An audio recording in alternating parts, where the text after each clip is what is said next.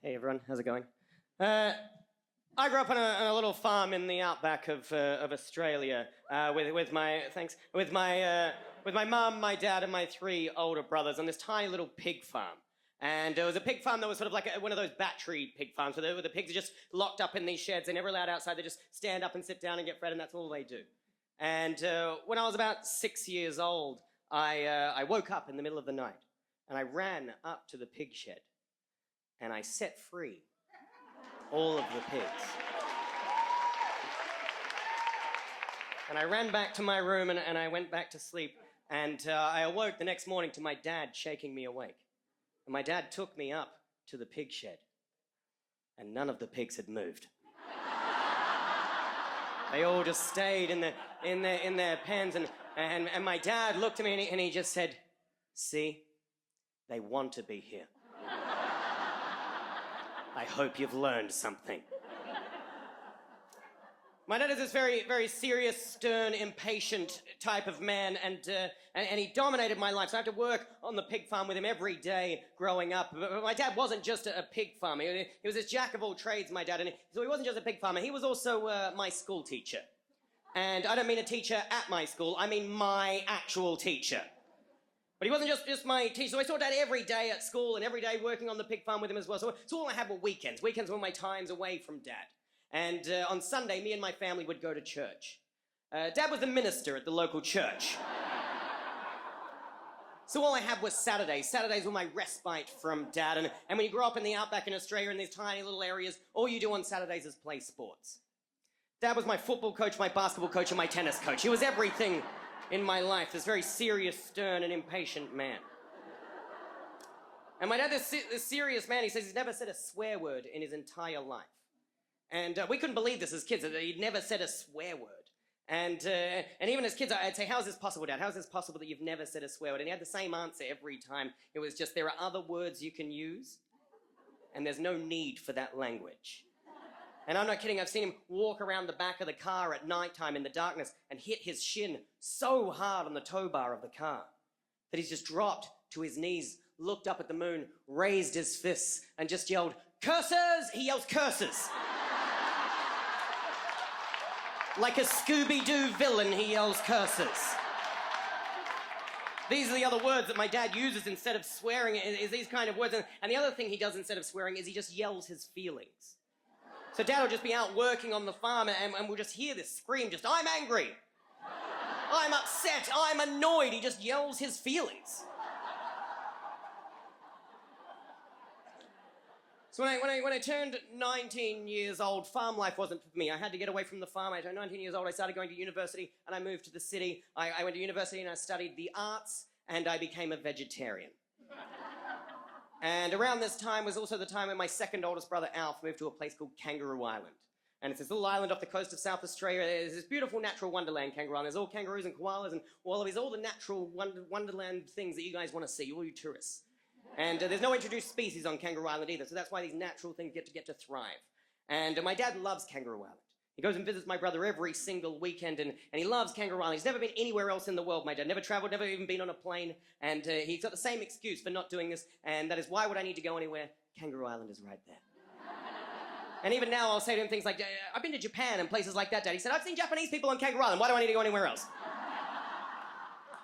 And so my dad visits my second oldest brother every weekend, and he visits so much that he managed to get a job on Kangaroo Island as the minister at the local church on the Sunday. And he gets another job after church, going hunting with these farmers and these hunters, and going out into these national parks and hunting these wild pigs, which are the only introduced species on Kangaroo Island. And he goes out hunting these wild pigs, and I'd never been to Kangaroo Island before. I'd moved to the city, but I go to Kangaroo Island to visit my brother, and my dad is there. We go to church on the Sunday, and after church, Dad says, "Do you want to come hunting with me?" And I say, "No." And he says, "You just want to come and check it out? It's in this beautiful national park. It's beautiful. Do you want to just come and check it out?" And I say, "Okay, that sounds like something I would like to see." So I go to this national park with my dad. And out the front of the national park, there's this big shed. And I walk into this shed, and there's all these hunters and these farmers just loading up these trucks with guns and then driving off into this national park, hunting these wild pigs. And Dad says again, "Are you sure you don't want to come hunting with me?"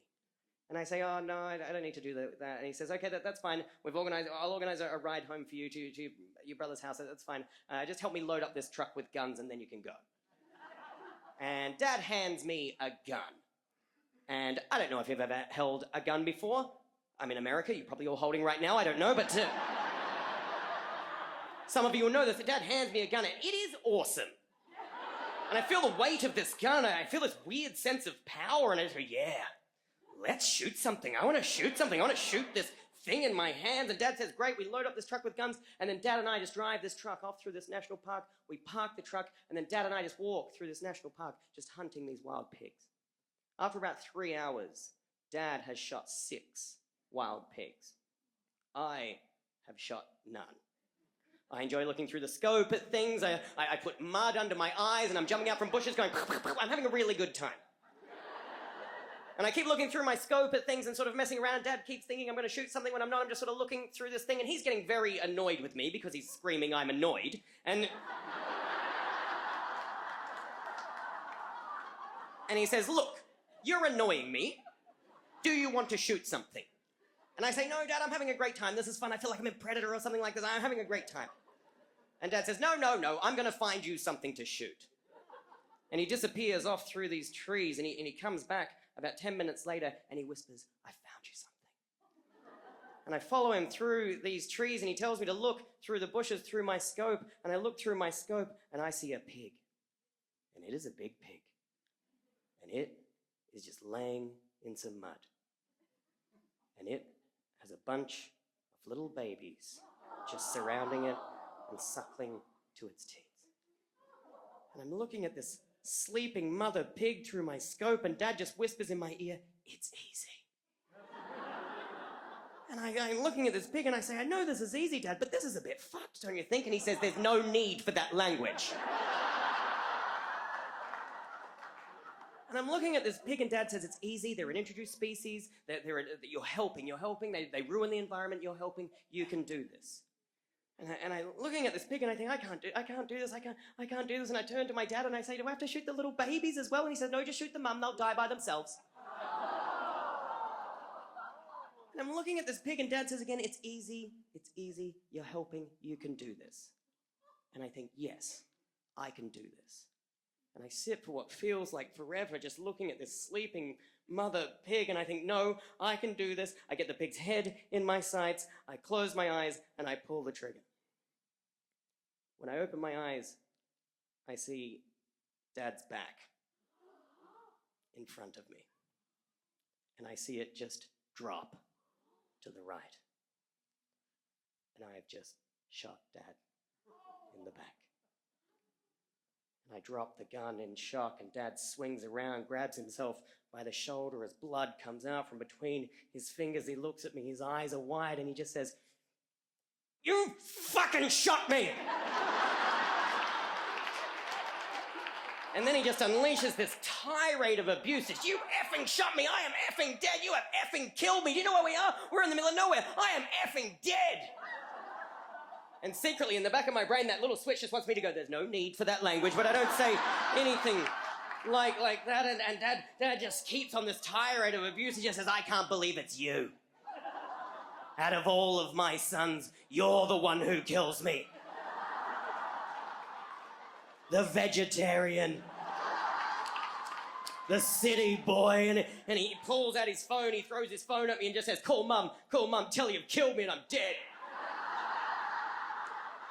And I get his phone, and I dial emergency 911. I'm not an idiot. And I dial 911, and I say, I've just shot my dad. And they say, where are you? And I say, Kangaroo Island. And they say, we need you to be a bit more specific than that. And I say, we're in a national park. People go hunting here. I don't know. And they say, we think we know where you are.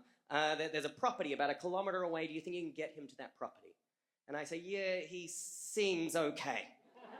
And I hang up from them, and I tell Dad we've got to get to this property, and he knows where it is, and we walk back to where we've parked the truck. I put Dad in the passenger side of the truck. I run around to the driver's side of the truck. I start the truck up, and I can't drive a stick shift.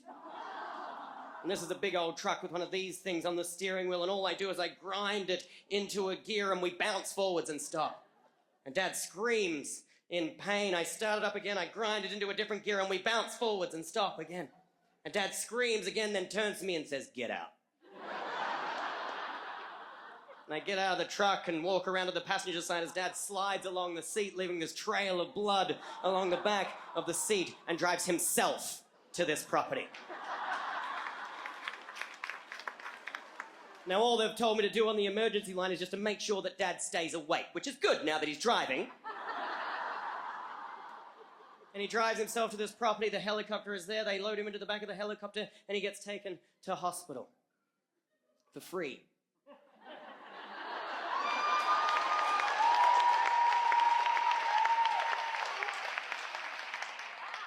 The next thing I remember, my mum walks out of the surgery and says, "He's going to be okay.